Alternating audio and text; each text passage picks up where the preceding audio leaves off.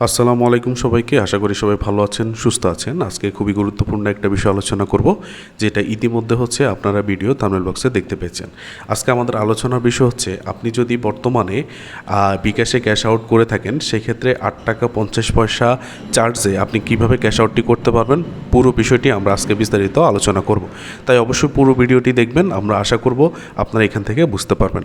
প্রথমত আমরা জেনে নিই বিকাশের নর্মাল এবং প্রিয় এজেন্টের ক্যাশ আউট চার্জ কত এবং 8 টাকা 50 পয়সা ক্যাশ আউট চার্জ কত কীভাবে করবে সে বিষয়টি দেখব।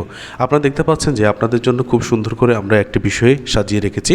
প্রথমে আপনি যদি দেখেন বিকাশ অ্যাপ বা বিকাশে আপনি যদি cash out charge normal cash out করে থাকেন, সেক্ষেত্রে প্রতি 1000-এ 18 টাকা 50 পয়সা আপনার কাটা যাবে।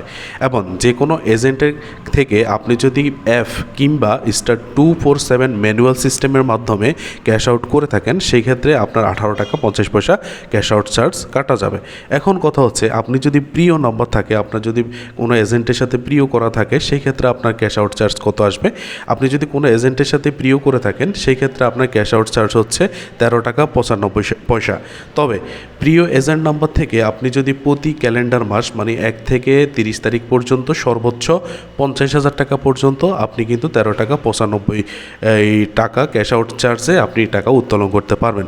তবে 50,000 টাকা লিমিট পার হয়ে গেলে পরবর্তী সময় থেকে কিন্তু আপনার 18 টাকা 50 পয়সা ক্যাশ আউট চার্জ ধরা হবে। এখন প্রশ্ন হচ্ছে, আপনি যেহেতু 8 টাকা 50 পয়সা ক্যাশ আউট চার্জের বিষয়টি দেখতে আসছেন, সেটা কিভাবে করবেন আমরা একটু নিয়ে বিস্তারিত আলোচনা করি। তাহলে 1000-এ 8 টাকা 50 টাকা ক্যাশ আউট চার্জ কীভাবে করবেন। প্রথমত আপনার বিকাশ অ্যাপসে প্রবেশ করতে হবে। নির্দিষ্ট পিন নাম্বার দিয়ে আপনি প্রথমত আপনার বিকাশ অ্যাপসে প্রবেশ করবেন। বিকাশ অ্যাপসে প্রবেশ করার পর বিকাশ অ্যাপসের একদম নিচে আপনাকে যেতে হবে। সেখানে এনপিএসবি একটি অপশান আছে, সেখানে আপনাকে প্রবেশ করতে হবে। আপনার নির্দিষ্ট ব্যাঙ্ক অ্যাকাউন্টটি সিলেক্ট করতে হবে। সেখানে যে আপনার নির্দিষ্ট যে ব্যাঙ্কটি আছে, সেই ব্যাঙ্ক নামটি দেখবেন এবং আপনার নির্দিষ্ট যে ব্যাঙ্কটি বিকাশ সফটওয়্যারের মাধ্যমে দেওয়া আছে, সেখান থেকে ব্যাঙ্কটি সিলেক্ট করবেন। 4 নম্বর আপনার নির্দিষ্ট ব্যাঙ্ক অ্যাকাউন্টটি যুক্ত করতে হবে। আপনি যে ব্যাঙ্কে অ্যাকাউন্ট করেছেন, সেই ব্যাঙ্কের আপনার নির্দিষ্ট যে ব্যাঙ্ক অ্যাকাউন্টটি আছে, সেটার নাম্বার দিবেন এবং আপনার নাম দিয়ে সেটাকে যুক্ত করতে হবে।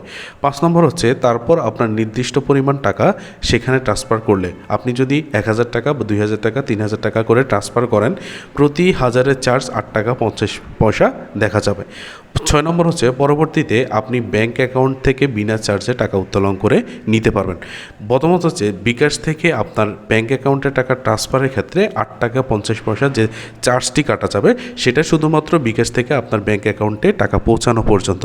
পরবর্তীতে আপনি যে ব্যাঙ্ক অ্যাকাউন্টে টাকা পাঠিয়েছেন, সেই ব্যাঙ্ক অ্যাকাউন্ট থেকে টাকাগুলো উত্তোলন করতে গেলে সেখান থেকে কিন্তু আপনার কোনো প্রকার চার্জ কাটা যায় না। যেমন আপনি নির্দিষ্ট ব্যাঙ্কে যদি অ্যাকাউন্ট করে থাকেন, সেখানে ব্যাঙ্কের ভিতরে গিয়ে আপনি ব্যাঙ্ক থেকে টাকা উত্তোলন করতে পারছেন। দ্বিতীয়ত অল্টারনেটিভে যদি আপনি আরেকটি টাকা উত্তোলনের মাধ্যম দেখেন, সেই ক্ষেত্রে আপনি ওই ব্যাঙ্ক অ্যাকাউন্টে আপনার যদি ভিসা কার্ড থাকে, সেই ক্ষেত্রে ওই ভিসা কার্ড দিয়ে আপনি এটিএম বুথে টাকা উত্তোলন করতে পারছেন। এই বিষয়টি বিস্তারিত দেখানোর জন্য আমরা প্রথমত চলে যাচ্ছি বিকাশের অ্যাপসে। সেখান থেকে আমরা দেখাবো যে আপনি বিকাশ অ্যাপসের মাধ্যমে ওই অপশানটি কীভাবে খুঁজে পাবেন। আপনারা দেখতে পাচ্ছেন যে আমরা প্রথমত বিকাশের যে অ্যাপসটি আছে সেখানে চলে এসেছি। এটা শুধুমাত্র আপনাদেরকে দেখানোর জন্য যে অপশানটি কোথায় পাওয়া যাচ্ছে এবং কিভাবে আপনি অ্যাকাউন্টটি যুক্ত করতে পারবেন।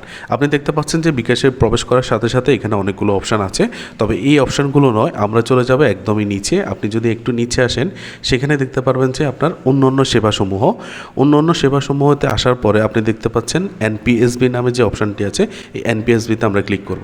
এনপিএসবিতে ক্লিক করার সাথে সাথে দেখতে পাচ্ছেন এখানে আপনার ব্যাঙ্ক অ্যাকাউন্ট এবং এমএফএস অ্যাকাউন্ট। যেহেতু আপনি ব্যাঙ্ক অ্যাকাউন্টে টাকাটা ট্রান্সফার করবেন, সেক্ষেত্রে আপনি ব্যাঙ্ক অ্যাকাউন্টে ক্লিক করবেন।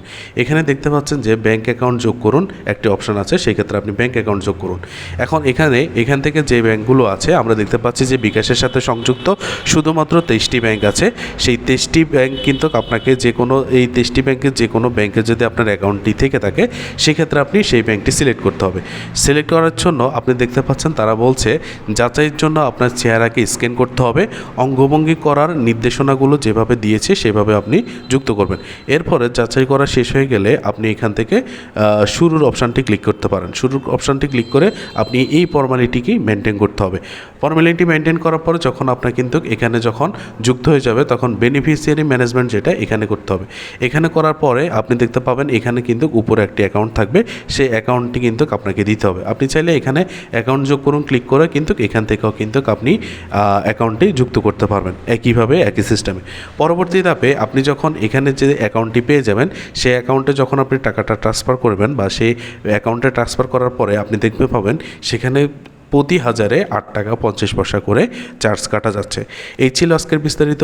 আপনারা চাইলে অবশ্যই আমরা নিত্য নতুন যে সকল আপডেট আছে সেগুলো আমাদের চ্যানেলের মাধ্যমে জানতে পারবেন। এছাড়া ব্যাংক রিলেটেড যে সকল ভিডিও আছে আমরা প্রতিনিয়ত চেষ্টা করি সেই ভিডিওগুলো আপলোড করার জন্য। তাই অবশ্যই আপনাদেরকে দেখাবো যে আমরা নিত্য নতুন যে সকল অথেন্টিক ভিডিওগুলো আপলোড করি সেগুলো দেখার জন্য অবশ্যই অপেক্ষায় থাকতে হবে। সবাইকে ধন্যবাদ। আসসালামু আলাইকুম ওয়া রাহমাতুল্লাহ।